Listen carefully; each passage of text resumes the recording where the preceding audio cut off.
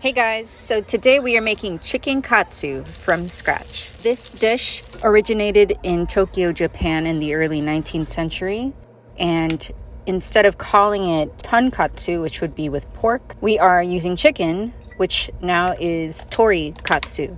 Katsu meaning cutlet.